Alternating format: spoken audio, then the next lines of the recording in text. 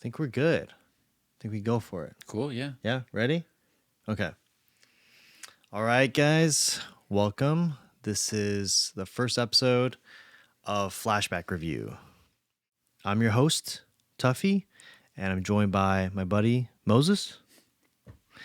And we've been listening to Muse for a very long time.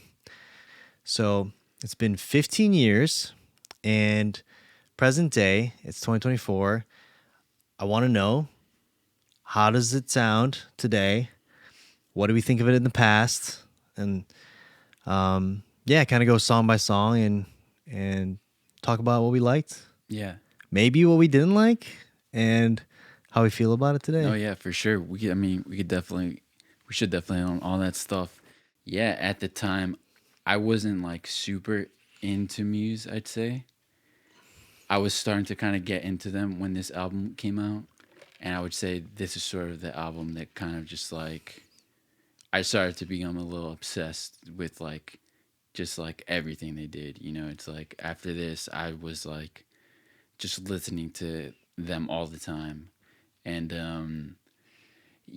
part of it is like just because like we also had friends who were listening to this album too. Mm-hmm. So we were talking about it, and it just became this thing that like sort of I think solidified them as kind of like one of my favorite bands for sure.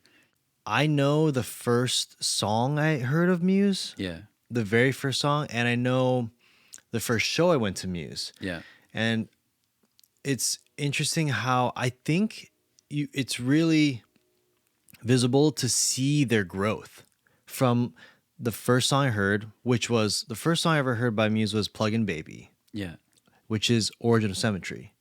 So, so that progression, Origin of Symmetry, Black Holes and Revelations, like that just to me was like a very, very like strong output, but Resistance definitely put them on another level to me. Yeah, that's the album we're reviewing, The Resistance. The one of the topics I wanted to talk about with you for this album was what do you think like solidified that for you when you were like that young? yeah. It was like definitely just definitely I want to say it was the sort of the first single that they put out. I'm pretty sure it was Uprising. um I just remember I'd never done this for any band, like sort of like followed the sort of like lead up to an album release or anything like that.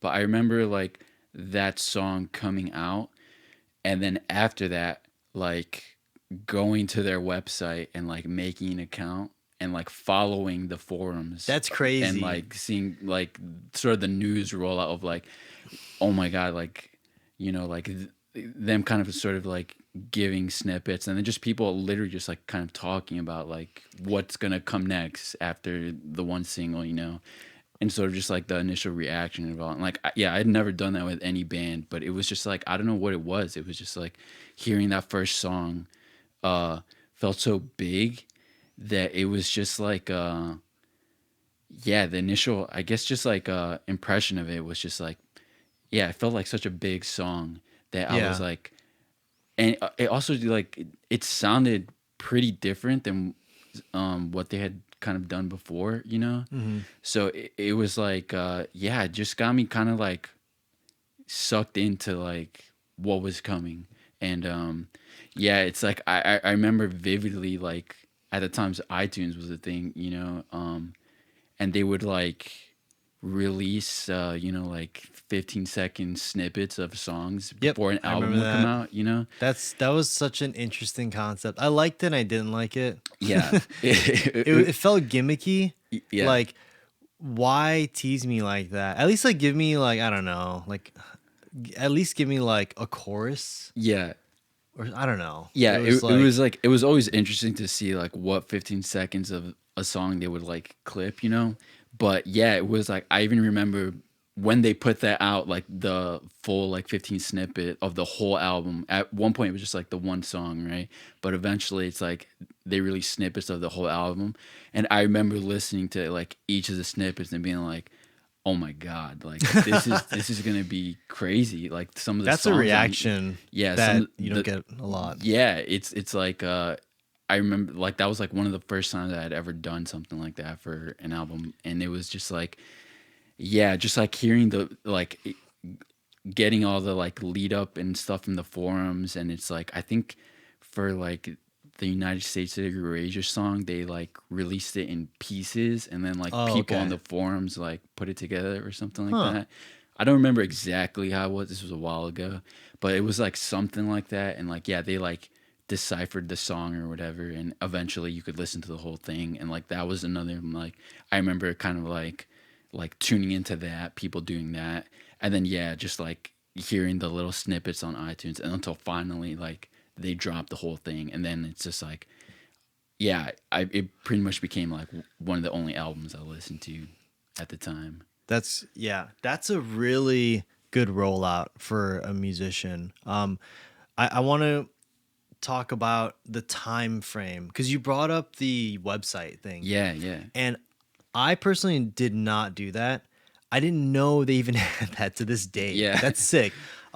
So that's so cool. I think that websites had a lot more impact for a band's album release back then. So that's a great idea, and that's awesome you interacted like that. For me, I'm such a visual person. When I see artwork, when I see teasers of artwork for an album, like music video yeah, teasers, I get really hyped.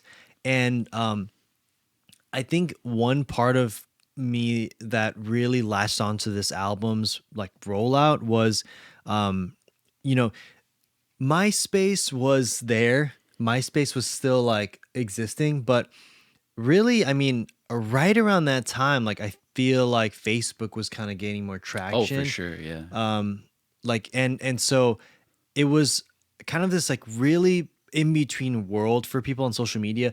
And then I would just see like artwork online, probably just taken from the website of people like kind of like talking about the album. yeah, And I would only see the visual like snippets that they had, and it was a lot of like anti-propaganda storyline. Like the uprising was like, yeah, let's take back, whatever it would be. And in the album, I feel like we'll listen to it in a little bit, but there's like, different topics they talk about. But that whole like idea hit me right when I was, so 2009, I was teed up to read like 1984. yeah, And like we can't talk about the resistance without talking about 1984. no, We'll yeah, get into it among the songs, but like that timing was like crazy for me. And I yeah, think that's kind of why I wanted to talk to you about this album, because like our age with when it came out, yeah, like it just like hit so heavy with like this kind of like message and concept. But yeah, dude, the rollout, artwork for the album, very dark, very mysterious. And then like burst of color for some yeah, songs, yeah.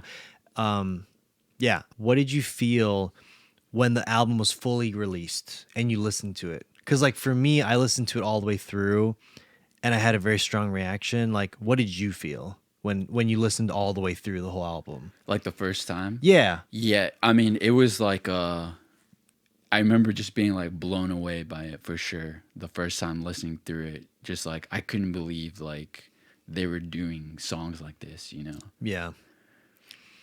Yeah, it's a different look for Muse at the time. I remember when I heard the album, I immediately felt like I could visualize where their head was at Yeah. every song. Like I felt like this one felt like a movie experience. I loved Yeah. living in that album. Like it hit me really like a truck compared to the other albums which were like, oh, these are like phenomenal songs. All right, what are we doing now? Like Yeah. what are we getting into? Like I kind of like existed in the album. That's how I felt. Yeah, and it's like definitely for me too. It's like I felt yeah, it was just like very cinematic, and it's just like we talked a little bit about this yesterday, just about like sort of like remember having like a very sort of like connected sort of like daydreams, just like when I would listen to the album, like wherever I was, you know. And yeah, it felt like there was sort of like, even in just like the daydreams I was having, were just like a continuous sort of like narrative throughout. It's like the sort of like the story or daydream of one song would be connected into the other, and it would like flow. And it's like the more I listened to it, the more vivid it's like those daydreams were, and also just like more like solidified the like sort of narrative of it all became. And Mhm. almost felt like I was like figuring it out the more I listened to it in my head and stuff like that. And it's like I definitely had that experience before with some albums, but never, I would say, as vividly and like at the time. All right, let's do the song breakdown. So at this point, we're gonna listen to each song, and then have a few moments to react to each song, and then yeah, we'll get back to it. Yeah, for sure. So we just listened to Uprising, track one. What do you think? I mean, this is a song definitely like, even just like listening back to it now, it's just it's such a big song, man. It still just feels so big. And it's just like yeah, it's like it still kind of holds up. I think it's just like such a good song, such a catchy song. I still to this day I love. I guess what would you call the like the song doesn't really have a chorus, but like I guess the yeah like that part. To this day, it's like I don't know. I'm a sucker for it. You like it? It gets It me hits every you? time. Yeah, Yeah. every single Okay. time. Yeah, for me, like this whole song is such a fun start to the album. Like I think it's such a bang to Yeah. the because like it sounds kind of like the vibe from Black Holes and Revelation. Like there's some like the bass tone has like a little bit of like hysteria, a little Mhm. that fuzzy bass that's like consistent. Yeah. Um, it has like markings of like early Muse, but also it's so fresh and clean, and like it just pops. Like I hate to use that word with them, but it's like it just like it's like three like just like push it like jumps off the screen at you, and it's so catchy. It's such a Yeah, catchy song. yeah, it's like the one like little chorus part. Every time I listen to it, it's just Yeah, like so it's catchy. it's like hard to like just like it's just a fun time to me. Like Yeah, I just like love listening. I'm just like listening. I'm like yeah, it's like oh yeah, yeah, and some interesting sounds they didn't do before, like synth at yeah, the end. That synth lead is like not really a thing they do before yeah, this. yeah. It's like the at the beginning and at the end, the part that like he sings over. Yeah, it's just like definitely when I first listened to it, I was like, "Whoa, that's a pretty weird sound," and it was just like but yeah, it's just like when I think about this album, I kind of think about like this song, Damn, that yeah, sound. It's that's just like it's distinct. yeah, it's That's just distinct. like that's sort of like yeah, just so reminiscent of just like thinking back on this. Yeah.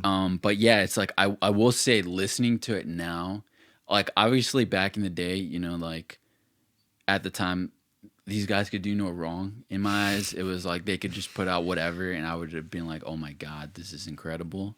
Yeah. But sort of listening to it like back, listen to this song especially back now, I'm not in total love with the verses. They like I remember back then listening to them and just being like, "Oh, like this is so good, this is great." Yeah. But now they definitely feel just kind of like wordy and kind of just like I don't know a little just like awkward, and it's like it's funny because like I start to feel like that listening to it, and then it's like as soon as it gets to the chorus, it's just like nah, we're back. It's just like Yeah. doesn't That's an matter. interesting take because I'm a little bit on the opposite side. Yeah, Check this out. I was listening to the lyrics really this time, and I've heard and read the lyrics for the whole album, but this time I was listening to how the lyrics were going on the music, Mhm. and I think some of the lines are just so clever in this whole album. Like, Yeah. and this song specifically, I will say one thing I really do enjoy about this song is it's just pure attitude. It's Mhm. just pure tongue in cheek. Like he's just like when he says the line, "It's time the fat cats have a heart attack." Yeah. That I've never forgotten that line. Like that has been stuck in my head since the first time I heard it. In Yeah. my opinion, like that's my take. And part of me is like, it's a little corny. Like it's a Yeah. little bit like too much. Like it's campy, almost like an action movie. You know, like a C rated like level action movie. But there's something about it that's like it matches like the vibe of the verse, I guess. It's kind of like I don't want to say like a dance song, but it's like a super upbeat driving like Yeah. pop No, rock song. definitely. Yeah. And I just love the attitude. I feel like Matt Bellamy, he just was like, I'm just Yeah. going ham. Like Yeah.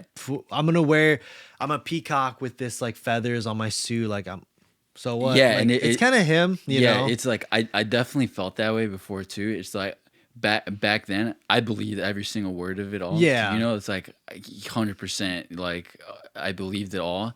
But yeah, just like listening to it back. Hey, I that's mean, what this is about. yeah, and it's like That's what this is about. one of the biggest criticisms I think Muse gets is just like they're just like so over dramatic. They're just such a corny Yeah, band, you know, like I hear this, it. that, and the other.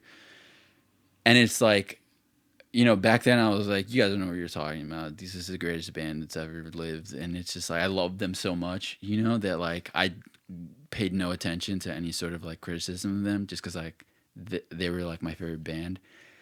And it's like listening to it back now, it's like I could kind of see that for sure. Like, and when with Yeah. like some of the lyrics, definitely.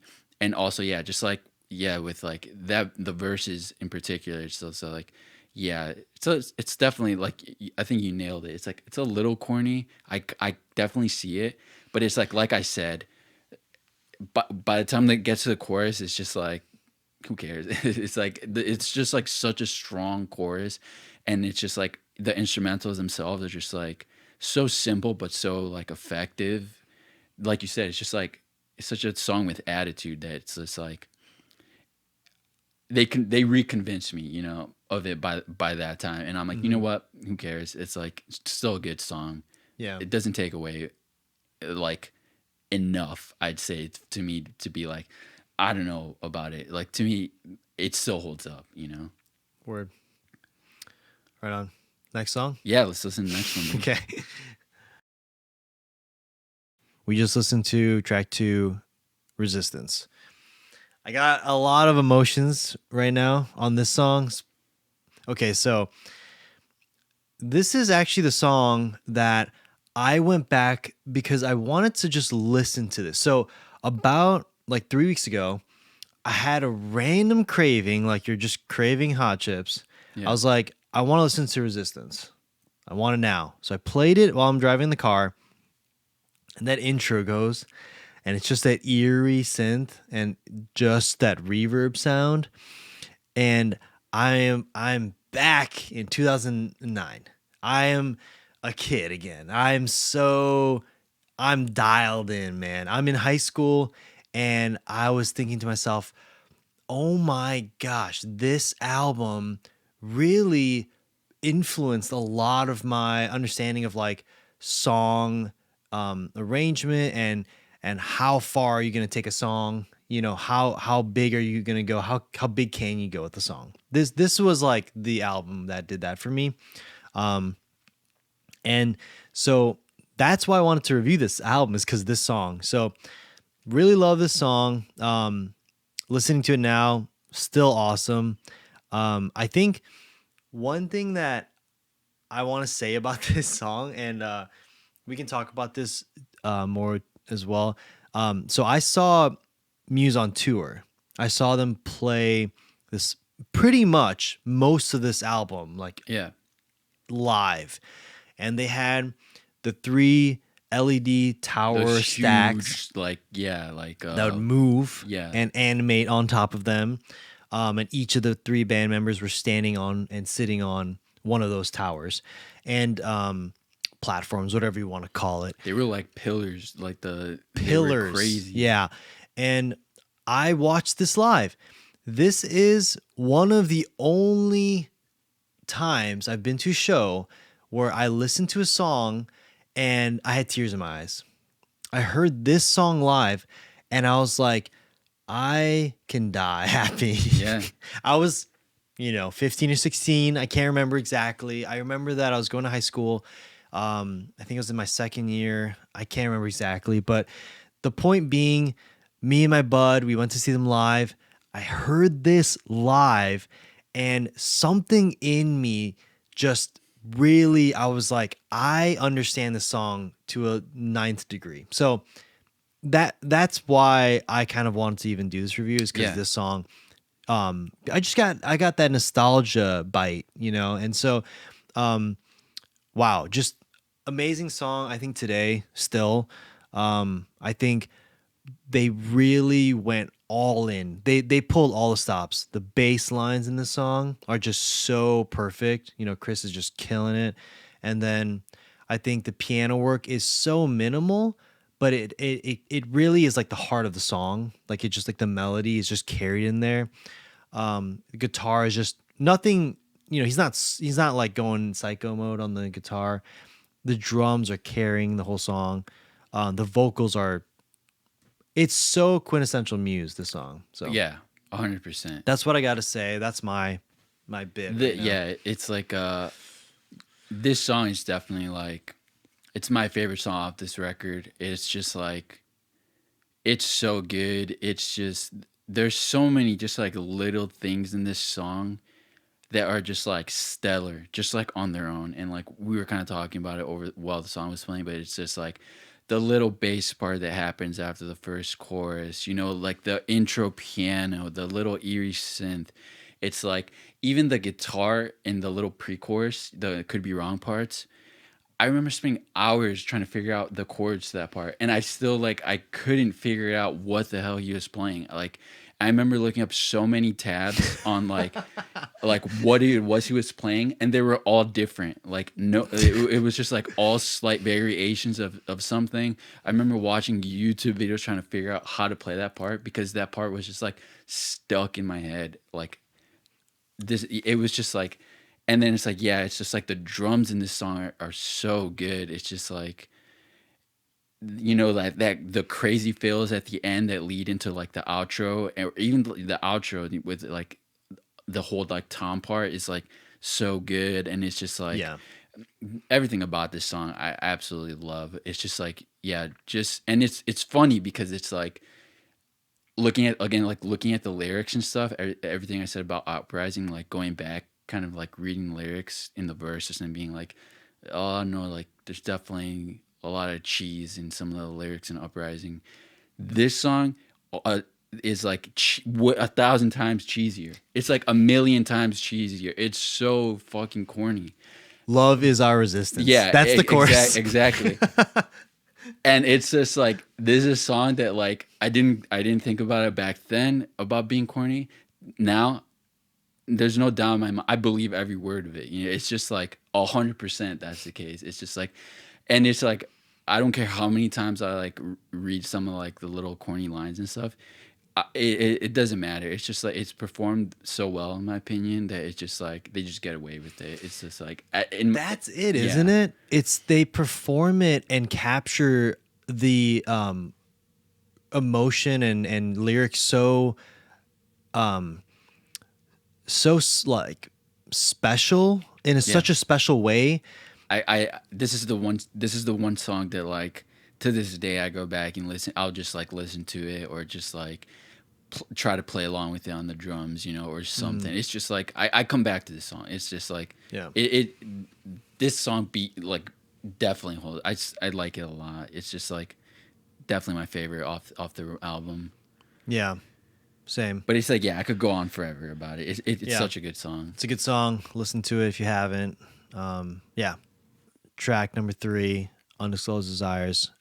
It's such an interesting song amongst all the songs before in the other albums with Muse, and the first two songs, and then all the songs after in the other albums. In my opinion, it does a lot of foreshadowing for like Oh certain yeah, songs, yeah, right? Um, and I don't want to get too much into talking about other albums, but it's just very becomes a signature thing that they do.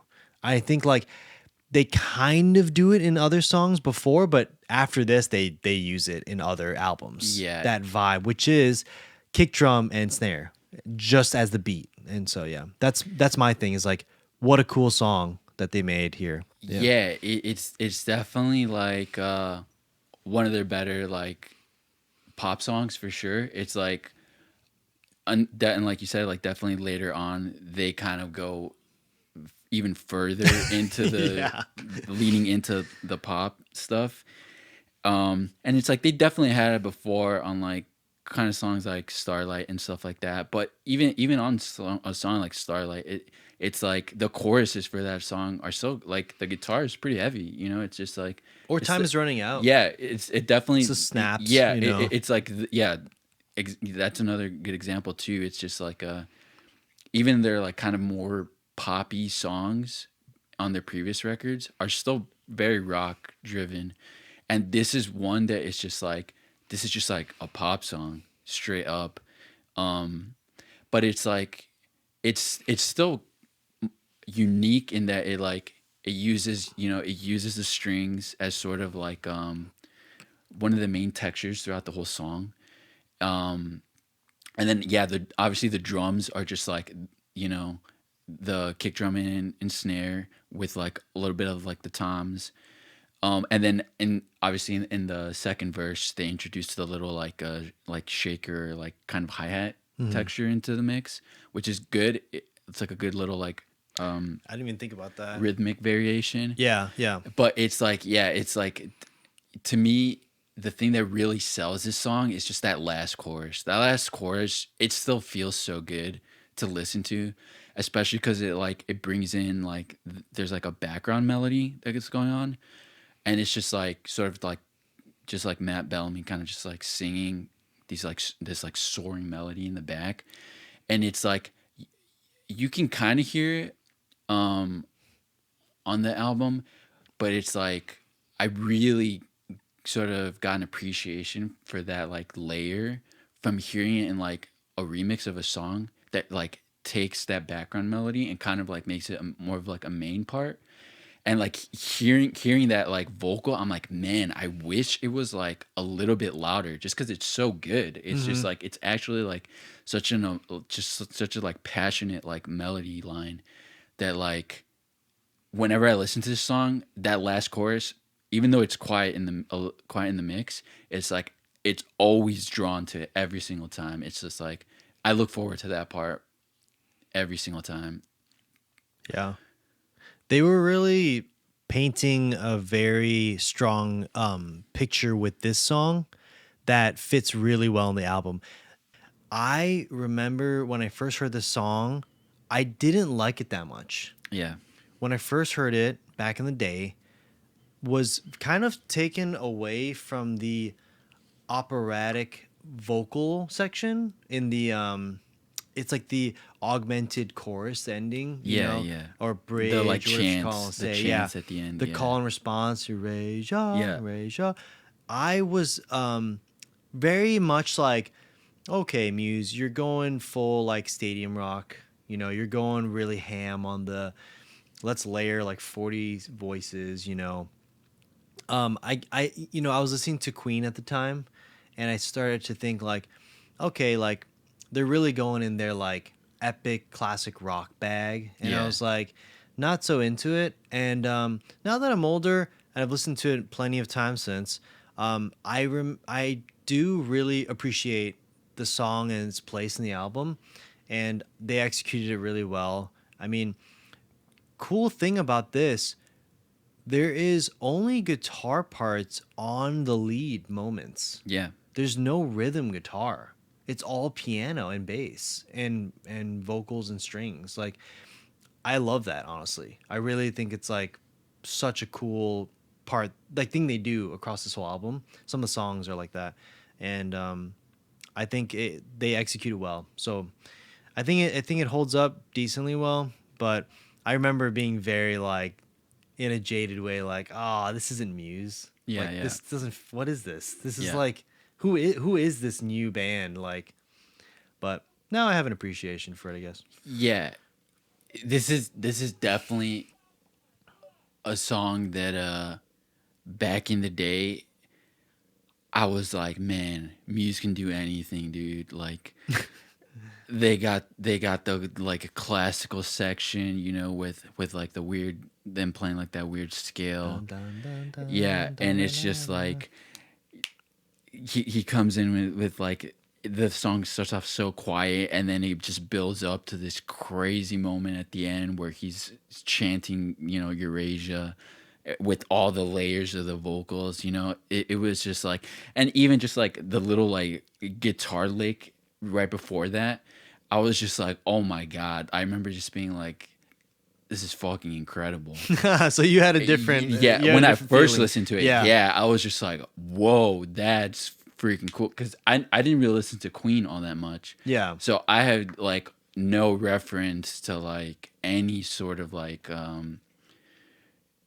where they were pulling from. Basically, Yeah. to me, this was like my kind of like introduction to those ideas. Yeah. Was like them doing it on this, and then it wasn't until later listening to this album a lot and just talking to people in general and just like again hearing criticism of just like, oh, they're just ripping off Queen, oh, they're just ripping off Radiohead, like stuff like that. That at the time I didn't listen to either of those bands, so it's like in my head it was just like, oh, people are just saying that. There's like they're not actually doing that, right? And it's just like until like I actually like listened to some music from those other bands, it wasn't until then that I was like, oh wait, there's some truth to like some of that stuff, you know what I mean?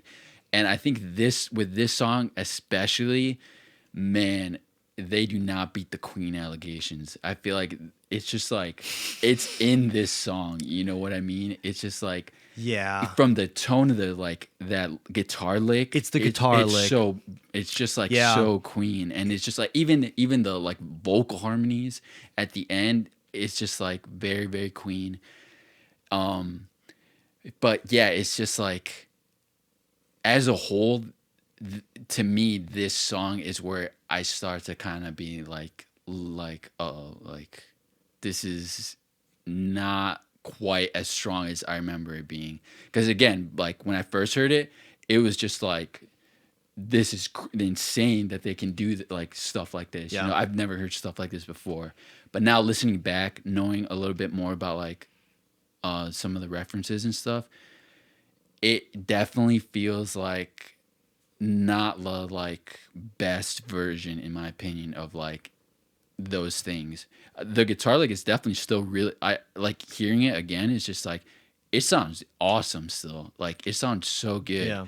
But yeah, just like the chanting at the end is just a little too much. I think it's a like again just like a little too dramatic. Um and just like yeah, some of the lyrics again just like a little too corny. But my favorite part of this song, outside of the guitar part, the drums are obviously very good and like the bass is really good too. But the ending, the outro is like, obviously it's like, I'm not, I'm pretty sure it is Matt playing the one classical piece. To this day, whenever I listen to that classical piece, whether it gets used in like a movie or like somewhere else, I'm like, where are the like little kid sample like sounds, It's in worth in the talking back about in the that. background, or it's like Yeah. where's the like sound of the plane coming swooping in at the end? It's like Yeah. it's like, oh wait, like he didn't write that. This is like a classical piece, That goes back into your thought early in this video about you talking about this transports you to a memory yeah, and you're daydreaming to the album, kind of like in sort of like a a La La Land. Like this song's end, that piano piece with the sample choices specifically, in my opinion, that is so, they really, I think they were cooking with that choice. hmm because there's so many ways you can interpret that. You know, the kids, why kids, and then why a plane? Like for me, I mean, I think about them being British. I think about like the bombings. You know what I'm saying? I Yeah. think about bombings that happen in Europe. You know, whether it's World War II or whatever it may be reference to. Um, I think about it like innocence lost. You know, Yeah, it's for like sure. this is why, you know, we are dealing with these like world powers, and this is why all this tragedy, like this is what happens from all this, you know, all these choices we make, and they're going a little heavy handed with that, Yeah. you know, but I think, in my opinion, if you're gonna do a concept album about this, like, yeah, go just go all the way. Don't hold back. Like just and they went all the way, I think, and um, I think the plane sample is iconic. I that's one that's locked in my memory, kind of like the Yeah. Fat Cats line, Yeah, yeah. on Uprising. But yeah, I think it's cool. I think the choice is cool for the sample. But Yeah, yeah, it's like again, whenever I hear like any sort of snippets or even just like the theme of the piano piece and anywhere else, immediately I just like get echoes of like those samples playing, and I'm like, I always just feel like, man, there's something missing to this piano piece, you know. But it's just like it's definitely because I just listened to this album so much, mhm. and like obviously this song a lot too. And I think it's just like yeah, it just it fits so well at the end of this, and it's just like yeah, to me it's the strongest part of the song for sure. But yeah, this is definitely like listening back to it where I start to be like, man, yeah, this is like it starts to feel like there's definitely like some cracks in like the overall strength of the album as a whole. Because Yeah. again, it's like the first three songs are like so strong that this is where, in my opinion, it starts to kind of like dip down Hmm. in quality. Hmm. Still not bad, but yeah, it definitely like, in my opinion, starts to kind of like teeter off Hmm. here. All right. Well, what do you think about this one? Yeah, this is like this is a song that coming back to it, man, it's just not that strong of a song. It's like there's very little like sort of like any sort of like unique quality to this song. I feel like the strongest part of the song is definitely the solo section. Hmm. That solo is awesome, and it's just like and every time, even now, every time I hear it, um, I still think back to like watching the little DVD extra of like Matt playing the song, and when he like hits the last little like squeal, he just like starts laughing. That memory always comes back every single time I listen to this Oh, song, okay. and it's just like I didn't know I about that. I I I, I that's like definitely the best part of the song, but like I don't know, everything else just kind of doesn't really do much for me. I have definitely similar feelings to that you have. You know, after you get through the first 30 seconds of it, you understand the song, you know where it's going, you know how it's going to end, and it's a little bit how do I put that lightly? It's like it, it's um it's a good song idea, and it's good execution, but there's not too much more than like face value. And I think like most of the other songs, like they really kind of dig down deep, like they're trying to give you something like underneath like his lyrics, you know what I'm Yeah, saying? yeah, But this one's like very on the nose. It's like exactly what you hear and see is like that's it, there's nothing underneath it. um the solos are just awesome vibe, and it gives us such like such a like dotted I perfectly on the song, you know. um but yeah, I don't have too many strong feelings about it. So for me it's like Muse being Muse, it's all right of a song. Don't hate it, listen to it when it's on. But you know, I can move on from it, yeah. you know. I can like, you know, play it for the solo and then kind of move on. I mean, that's pretty much it for me too. No, Cool. I agree, dude. You want to do next one? Yeah, let's do it. All right. We just listened to Unnatural Selection. We're right smack dab in the middle of the album right now. That was track number 6. Yep. I think that this song goes back to a lot of old Muse, in my opinion. I hear like Absolution in this a lot, that album.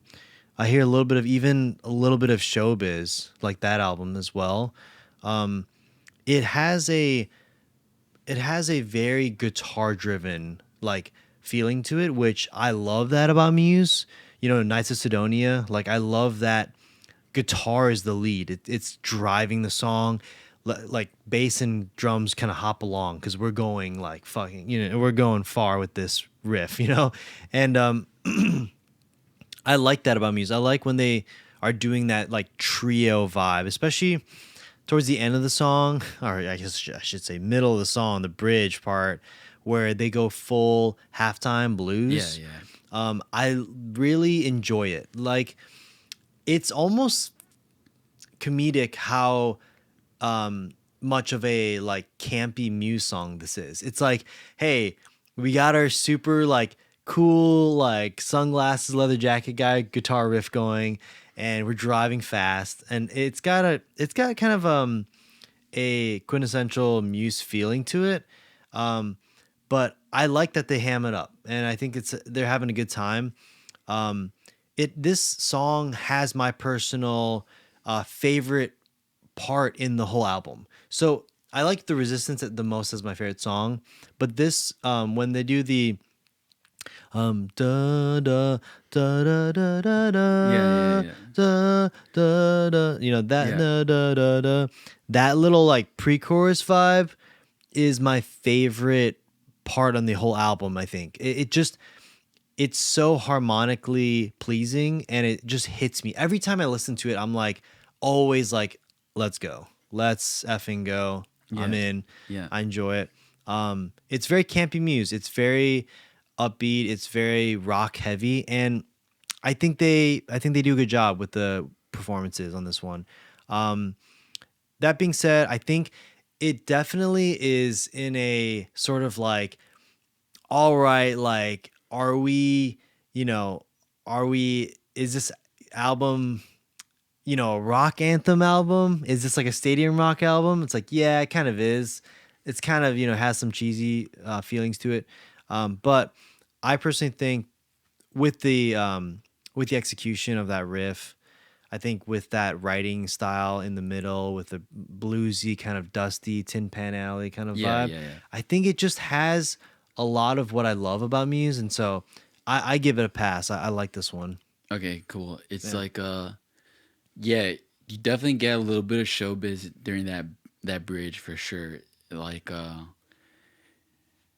it's like, man, I wish I had as positive of an outlook as you did on this song That's because fine. man, yeah, coming back to this song,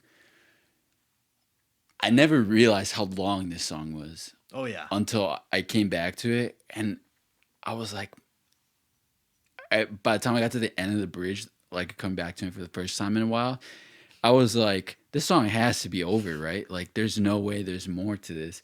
And it just kept going. And it's like, it's funny because, like, you were talking, you mentioned something comedic. The thing that, like, I came back and, like, I actually was like, this has got to be a joke was like that outro riff. It's like the song ends, you know, I want the truth, I want the truth. And it's like, that's it, that's the big ending. And then it just keeps going. They just Yeah. keep going and going. And I'm like, oh my God, man. It's Yeah. like, I don't remember this song sounding like this. And it's like, the riff is definitely good. It's definitely a catchy riff. But man, I don't know. This is like, it's not the worst song in the album, but it's probably the second worst song for me. It's just very long. The individual sections are just not that strong for me. It's just like yeah, I don't know. It it just like is not that interesting. I don't know what it is about it. It's just like it, there's, I don't know, just like coming back to it, it just like, I don't know, it feels like something like has been disconnected, listening back to it.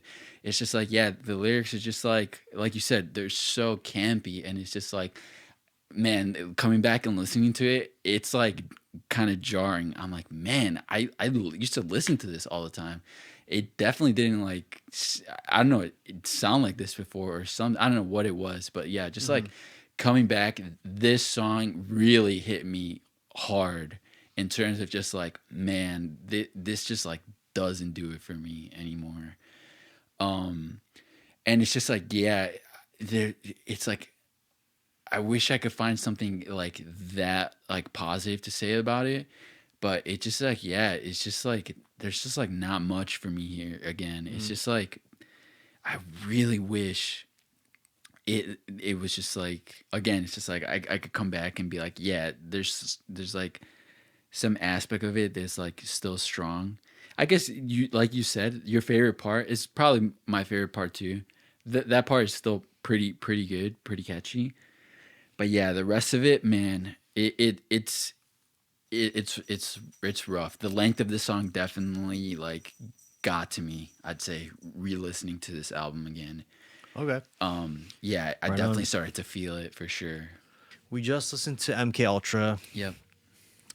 Pretty pretty campy name.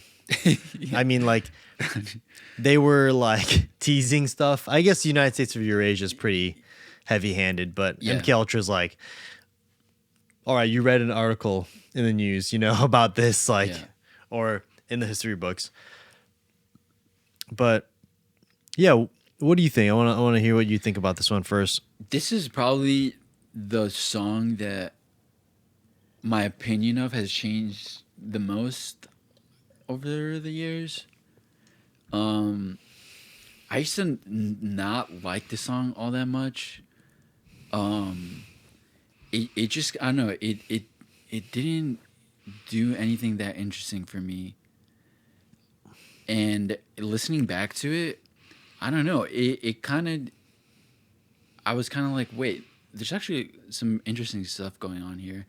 And it's just like, from, like the outro little riff at the end where they kind of like jam out to the end, to just like the guitar part in general in this, it used to, I don't know, come off a little bit just kind of like, not like annoying, but just like it felt like it didn't really fit that well. But like listening back to it now, I don't know, it just sounds, it sounds pretty good. And it's just like definitely the middle of this song is probably the weakest part, where they're just kind of like, it's literally kind of just like, I think the guitar going boing boing boing, just like, and it just like keeps going down or up. I forget exactly what it does, but it's just like, it's just kind of like a bit more mellowed out and chill. But the higher energy parts of the song, the chorus of this song, yeah, I don't know, it's strong lyrically, definitely a little cheesy, but like the melodies themselves, yeah, it's just like, it's not a bad song. It's definitely a song that like has grown on me a little bit, and I've come to appreciate a little bit more. Word.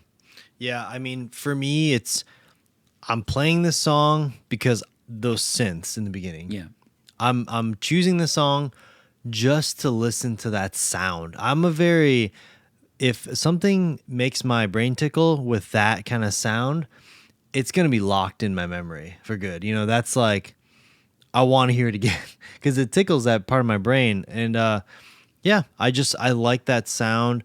I like the way they use it. And then I like how the song evolves.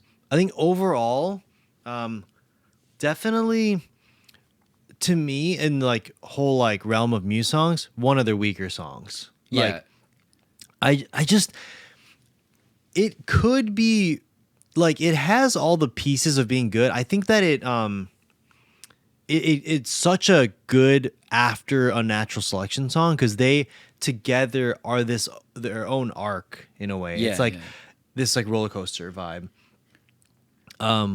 And there's a lot of energy in the song. It just something about it doesn't hook onto me like other Muse songs do. And I think part of it is like the chorus. It just kind of like it kind of like very much feels like Unnatural Selection, the like the structure of the song. And Yeah. yeah, it's just like, oh, I already just got that, in in the order of the songs. And so yeah, listening back all these years, I think my opinion is like it's one of Muse's weaker songs, but I do come back for that synth part. And like overall, it's not a bad song. Like when I put it on for the synth part, I listen to it for a bit, and I'll listen to it all through. But if I'm like driving, I'm gonna kind of like be like, all right, well, I know this one already, and nothing really stuck with Yeah. me. Like in the middle of the song, so pass, I'll move on. Yeah, for So sure. I totally get that too. Like, cause like, yeah, I used to feel like that too. Especially because like, both songs end pretty similarly with the kind of like an outro jam where they're kind of just like jamming on like a variation of the riff or whatever.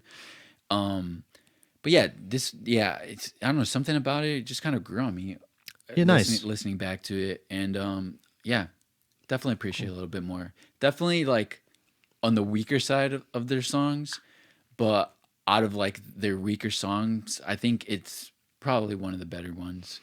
Yeah. But yeah, Sweet. All right, so we just listened to "I Belong to You." I'm not gonna butcher the second part of the name, but yeah, thoughts? yeah, I think this without a doubt is like the worst song on the album for me.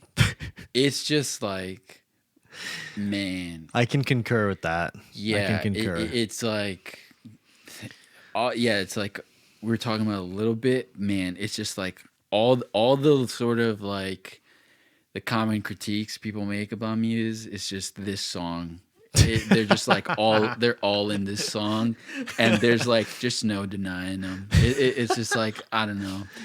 The lyrics is just like so corny. It's just like the like, the French poem is just like it's sung just like so over the top dramatic, and it's just like to me it's like it's obviously a love song, and it's like yeah, undisclosed desires and resistance also like kind of love songs, and they're just like so Muse and also like dramatic, but like still good songs at their core.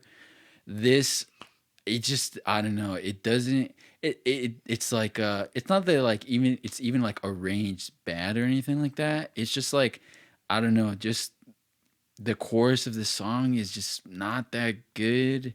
It's just like not that interesting.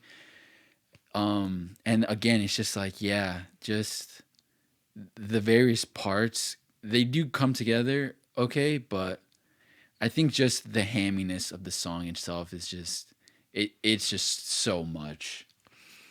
For me, when I listened to the album again recently to prepare for this review, I really was like, oh, right.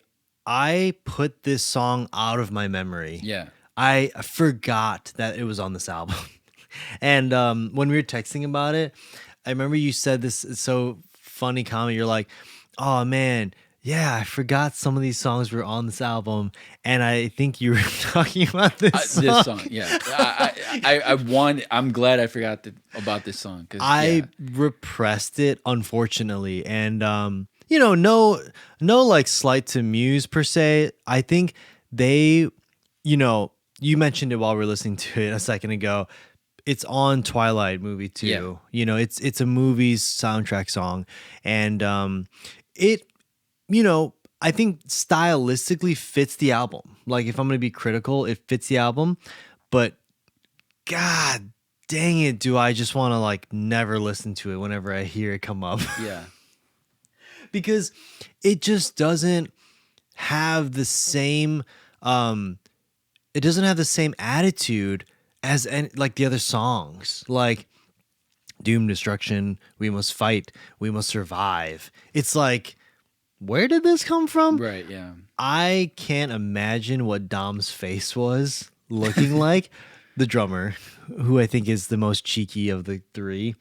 I can't imagine what his face was like when they were like, "We got to put on the album," because I would just in my mind be like, "All right, what are we doing here again? Like, what is happening? I thought we were doing something serious." Like, so you're to tell me that on Resistance, when I put that drum tom part and I was playing my heart out, like we're gonna put this on the album too. Like, I don't know, it's comedic. I think it's comedic Yeah, to me it's just like how different it feels compared to those songs. it's like you said, it just doesn't fit the rest of the album like at all. It's just like so, and it's like the last song you hear before you get like probably the most conceptual part of the album, I'd say. Yeah. It's just like so jarring that it just comes on. It's this just like crazy over the top love song, and then it's just like, oh yeah, back into like the super crazy layered instrumentation and like back into the concept of the album and stuff. It's just like, man, everything about it just like doesn't fit this album. And it's like, again, coming back to it, you can really tell, like you can really tell. And it's like, yeah, the one saving grace about it too is the bass clarinet solo. I will say it's just like, I was mentioning it earlier, but like I do have fond memories of like talking to our friend about it, because like he played bass clarinet. He played bass clarinet in band. Shout out David. Shout out David, and it's just like I remember having conversations with him about it and about him being like so excited to learn the bass clarinet solo, and to like he learned how to play it, and me being like, oh my god, that's so cool, and like, you know, just like geeking out about it. It was just like, that's definitely like such a fond memory that like when I hear that bass clarinet part, I just think back to that, and it's just like it is good. That it is definitely the best part of the whole song for me. But man, definitely, yeah, just the worst song for me on the album. It just like Yeah. it just does not fit, man. Maybe yeah, maybe, you know, one day if we ever review other Muse albums, we can come back to this one and talk about, you know, some of the bad lists, the Yeah, naughty for list of sure. Muse songs. Yeah, for sure. This For is gonna be now, on it for sure. Yeah. this is the weakest song of the album, and really, Muse, you didn't need to put it on the album. I think it's just kind of jarring to see it have that album cover, in my opinion. That's my hot take of this song. Yeah. So we just listened to Exogenesis Symphony Part 1 Overture. Yeah, I personally really appreciate this one. I think this is almost like, you could argue, if you want to get to know like the emotion and feeling of this whole album that, you know, music is like trying to convey, it's like it's kind of like a great representation of that. Like it contains that gritty synthesizer in there underneath it all that's just like doing the arpeggio, and it really sets such a specific tone and mood, which is like destruction, chaos, buildings are falling, kind of like beginning of the end kind of vibe, like, Yeah, you yeah, know, yeah. post-apocalyptic, like kind of like the scene before the post-apocalyptic movie, you know, in a way. It has this sort of looming dread, these giant ships over, you know, casting a giant shadow over the city kind of vibe to me. And I love it. I love the piece of music. It's just, it like, I love listening to it just on its Yeah. own. Like I go back to listen to this piece. Yeah, so I think it's a strong part one overture like piece of music for this. Yeah, this is it's probably my second favorite part. This one, it's like you said, with this whole like symphony part, it feels like this was kind of like the idea. I don't know if this is true, but it's like it feels like this, they had the idea to do something like this, and then they kind of built the rest of the album around it, Yeah, it because kind of feels like that, it's honestly. like such a strong like sort of like musical idea, you know. And it's like Yeah, I really like this first part, and it's just like it has so many cool parts to it. It reminds me a lot of their song "Take a Bow" too from Black Holes and Revelations.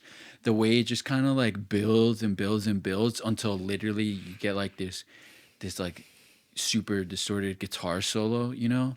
That's again, it's just like it's not like super fast or anything. It's just kind of like playing these like long, super distorted notes, but that it just it's like you said, it kind of like casts this like sort of like doom and gloom um on the whole like piece, and it's just like yeah, I like the churning arpeggios and the strings are like good.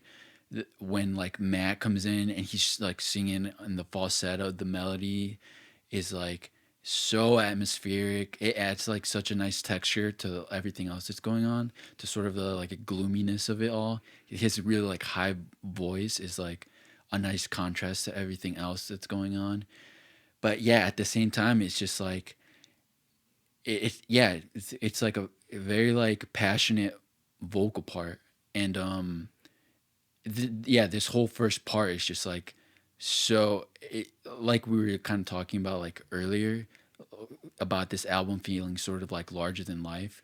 This piece is a great sort of like intro to like the rest of it because it feels so epic. You know, it's just like, and again, even like leading out of the guitar solo into sort of the transition, the drum fills are like so good. It's just like as sort of like one final sort of like bit of energy that transitions into the next part.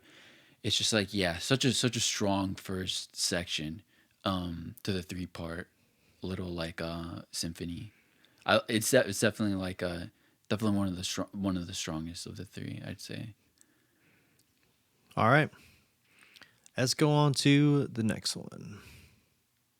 All right, so we just listened to Exogenesis Symphony Part 2 Cross Pollination. What are your thoughts? This used to be my favorite part of the three parts. I used to listen to this part like just individually.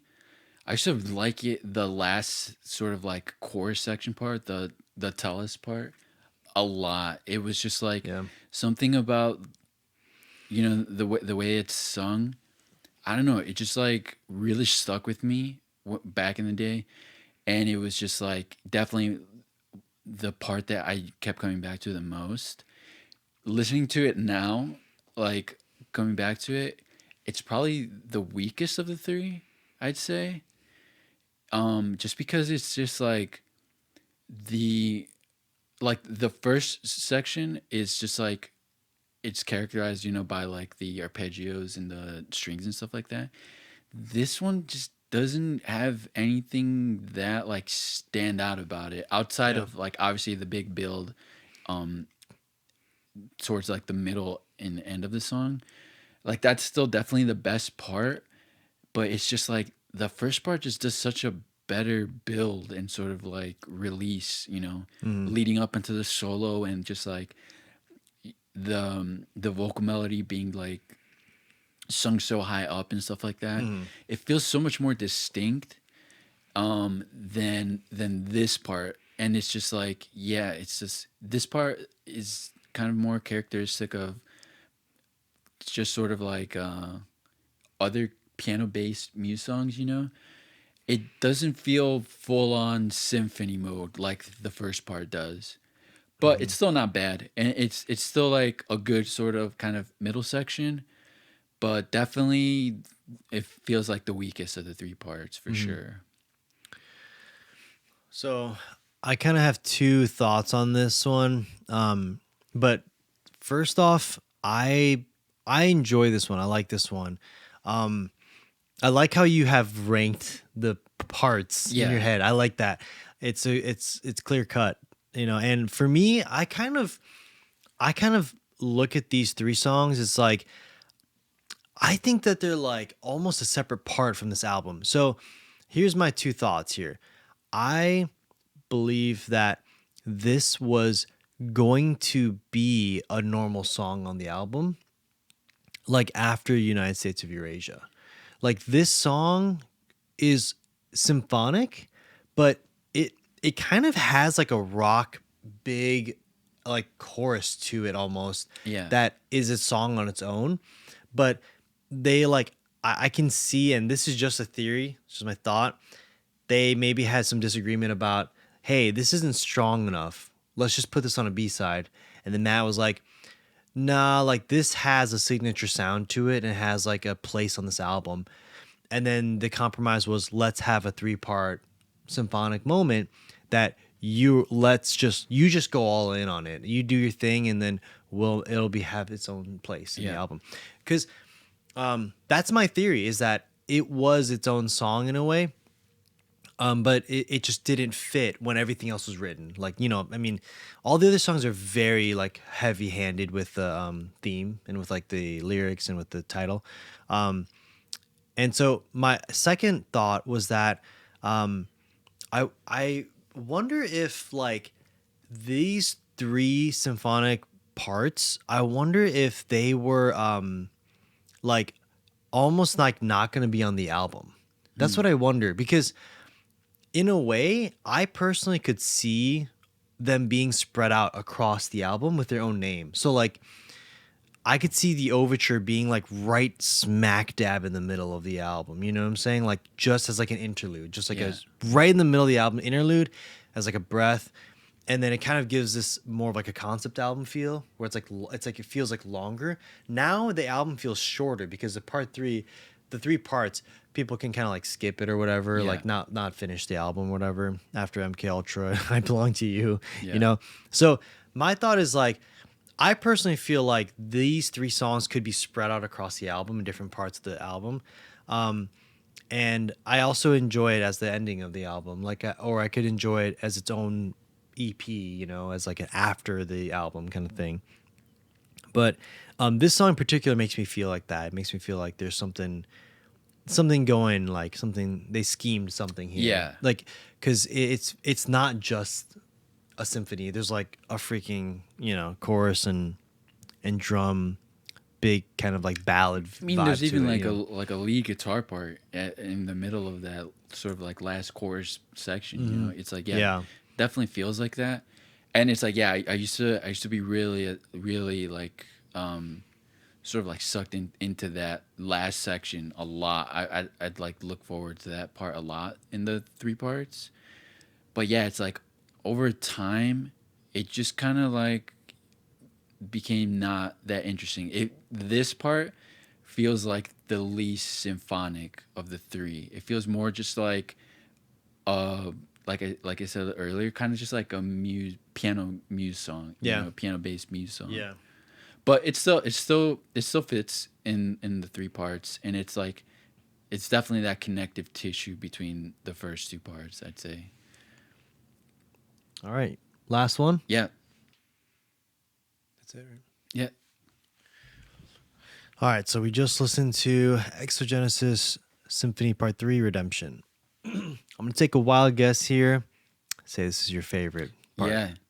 Definitely is. Called it. Process of elimination. Hey, give me some credit here. Let me say that melody, for his first lyrics and melody that he's singing, has been one of the most memorable Muse moments, I think, like across the board. I think that feeling that he captures with the lyrics and the melody and the chords and the symphony behind him, it is like, I don't care if the haters say that they're dramatic as a band and whatnot.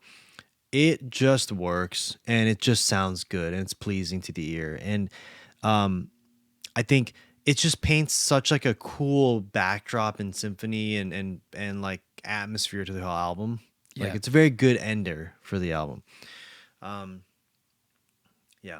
What are your thoughts? I got some other thoughts, but Yeah, it's like this is definitely I think my favorite of the 3 parts. It's like maybe it's just like me reading too into it or whatever, but it's just like there's so many little things about this last section that are like interesting. It's like in the first part, it's like sort of the main driving force of the first symphonic part is like the arpeggios that are played in the strings, and it's like that idea kind of comes back, but he's playing it in the piano in like his left hand or whatever, and it's like they felt like the arpeggiated part was like so doom and gloom before, but now it feels like very like major sounding, kind of like more uplifting, and it feels kind of like a great sort of like mixture of both the first and second parts. It's like, because to me it's like the second part is like so piano driven, the first part is like so string driven, and then it's like the piano part and the third part is sort of like a great melding of both those things, where it's like he's playing the kind of like an arpeggiated part, but on the piano instead of on the strings, you know. Mhm. So it's kind of it's like, I don't know if that was intentional or not, but like it's just like something I heard that I thought was pretty cool, and then just like it's like, yeah, all three sort of like build up into like these sort of like ending big like moments, and the big moment at this, it is like very dramatic, but man, it just feels so good when he finally like starts singing, and that last like get it right that he sings, man, it's just like so, it's like so passionate. It just sounds like it comes across like so legit, you know, that every time I hear it, it's just like it just like works so well in sort of like the swirling sort of like, you know, with the drum, when the drums come in on the toms and stuff, it's Oh just like man, yeah. you get this like sort of swirling feeling, and then just like with the melody on top, it just fits so well, especially with like sort of like what he's saying in the lyrics and stuff, that just as a whole, this one like this last part just feels like very just definitive, and I love the way it kind of just like fades out on the piano again, and it just like literally like he says, it kind of just like starts over, you know. It just like is such a nice sort of like last song, and it does the symphonic parts well. I think it's like it's got like great classical elements to it. It's got the big rock chorus, you know, at the end with like all the strings and stuff, the dramatic melody, but it comes together really nicely, I think. Um, and yeah, it just comes across as very passionate, and to me, it just works really well as like a closer. Mhm. Yeah. It's almost like you can forgive them of their sins of "I Yeah, belong to you" no, for sure. Start over again, please. and skip that song. So yeah, my final thoughts really about this song. Um, I hear Chopin. I hear the nocturne in the beginning Okay, yeah, with the piano part. Um, I hear, you know, some other rock bands who are doing great too, great work, that like his melody, in the main like melody of the song. I hear, a little bit of another British band, like kind of I get very strong like, Radiohead vibes, like from the singing, like in tone and like the melody, like long drawn out melody note. Um, I hear a lot of old Muse too in the writing style. Like it reminds me of the melody and passion of Invincible. hmm, That how like it's like a pulsating, like building arpeggio the entire time. Just like, yeah, it's just like, and it's uplifting. It has that very like grandiose arrangement and writing and performance to it, that I really go to Muse for. Like when I go to the drive through for Muse, like I will like give me a little bit of this, and they just kill it. It's just a beautiful song. Like it's just yeah. beautiful. But yeah, man, that melody is just so haunting. I love that melody in the main theme of the song. So good. Um, all right, so we've reviewed all the songs now, and we're just gonna think about how we feel about this album in 2024 when we were recording this. How did Yeah. it age? What do we feel? Muse left with this print, in music history, and yeah, is it something that I'd recommend to somebody now? So, do you want to go first on Yeah, those questions? I'll definitely go first. It's like listening back to it, having listened to like all the records and stuff. Um, it's definitely not like my favorite of theirs, by any means.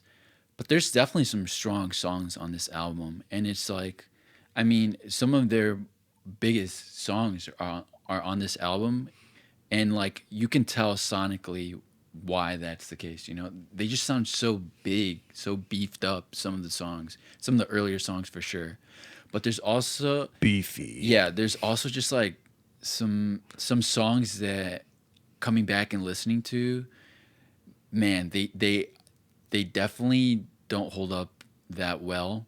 Definitely the songs that are kind of like towards the middle. Um, but that being said, they're not the worst either, because like unfortunately they go on to like make other albums that are not nearly as strong as the Resistance, and that have Yeah. way, I'd say, lower lows than the lows on this album. Yeah. You can tell that there is a very concentrated effort on every song. Even I Belong to You. Chris was like, please, let's put a bass clarinet solo on this. Please. I know a guy. I don't know. Please, we need Yeah, to save this I song. don't know whose idea it was, but And then the band was man, like, yes, that guy yes. needs a raise. Cause Yeah, whoever thought of that, bless you. genius. R.I.P. to this song. I hope it dies from this review. But yeah, I want to echo that. It's not my number one favorite album. Um, it is a very good album in my opinion. Still, I still think there's a lot to take from it. I think that there's a lot that it gives. And I think that it has so much of the signature Muse thing that if you want Muse, if you want this like big orchestral, symphonic, stadium and classic rock and alternative rock, it's going to have a lot of that in here for you. I think part of me is the thing that here's my like kind of con to this album is that I really don't think it's guitar driven. It's very much piano and string and drum driven in my opinion. And that's kind of like part of the whole like allure of it is like the symphony pieces and then the bigger like hits like Uprising and Yeah. it's like it does that whole big stadium rock like sound and to a T. And so the things that I love about Muse, I hate to say it, but I love the guitar work from Muse and I love the clever riffs from Muse. And this is kind of doesn't have that. That's kind of my big con to this album is like I can't call it my favorite album because like some of the work they've done before, it's just like some of the songs are so strong that they like shine, and are like locked in time for me. But the pros to this album, I love how much they went the piano route with it. Like I love how much like they let him cook on that because like some of the piano parts really do shine and Yeah. they pick up from where the lack of guitar I think is in a way, in my opinion. But yeah, and then some of the vocal performance is like really solid in my opinion. We talked about the lyrics, like I think the lyrics are here and there like a little too influenced by what he was reading, maybe a little bit too I guess like campy, and corny. But I think the singing performances were like very top notch on this in general. They really went for it. They went Yeah. ham on it. So Yeah. got to give them their flowers for that. This is definitely, this doesn't have like their best riffs by any means, like their best guitar riffs or anything like that. There's some great bass parts in some of Yeah. these songs. I will Yeah. say some. I would say some of their some of their best bass parts. Like Uprising has such an iconic bass line, and like the again, it's like coming back to Resistance. The little like bass like solo exiting the chorus. Man, I remember that bass line so well. Um, it's the first time they like tried doing like slap bass on a song, and it's just like, yeah, just throughout the record there's some really just solid bass work. Yeah, undisclosed desires, man. Good Yeah, bass work there. yeah, and it's just like some great choruses too. It's just like some really good like vocal melodies on this album. Resistance though, like such a strong song that like I do come back to and I still listen to this day. Definitely one of my favorite Muse songs, and it's like yeah, definitely some highlights on this album. But yeah, it's like this is probably the beginning of where like some of the lyrics not the best, some of the song ideas not the strongest, you know, or the most interesting, and it's like kind of like the beginning of like some of their weaker albums, I'd say. This one's like a little bit like almost too put together in a way that it kind of goes like almost too beyond what Muse does, like a little bit too maybe epic. So yeah, I kind of like have two opinions about this album. But in my book, I still give it a thumbs up and I'd still recommend it to anybody. So my take is that, you know, if you are like exploring Muse and you're like, should I give this a listen? Generally speaking, I'd say, yeah, give it a listen. It's worth your while to listen through it. Pick out what you like, pick out what you don't like. But I think like as a piece of art, piece of music, I think it holds up. That's my take. Yeah, it definitely it's not my first recommendation, but definitely like once you've listened to like, you know, one or two of their like stronger albums, this is definitely like maybe third, fourth, you know, listen Yeah. that you go to. Hmm. Cause yeah, it's got I, some really strong songs on there. I think it's like a solid like third or fourth listen. You're right. Yeah. Yeah. But not my favorite. I agree with that. Yeah. No, for sure. That's pretty much all I had to say really about it. Cool. Right on. Well, thanks for watching. Hell yeah.